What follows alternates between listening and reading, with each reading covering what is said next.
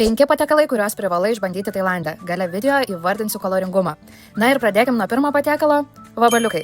Ne, iš tikrųjų tai juokauju, net nesu jų ragavusi, bet jei mėgsti iššūkius, tai pirmyn.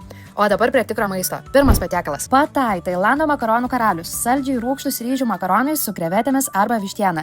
Jei nėra riešutų ir laimo, tai kažkas ne taip.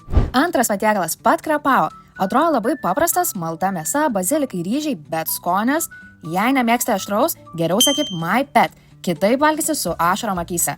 Trečias patiekalas tom jam. Tai ne šiaip sau sriuba, tai skystas adrenalinas. Aštrus ir rūgštus sultinys su krevetėmis, citrinžole ir kokosų pienu.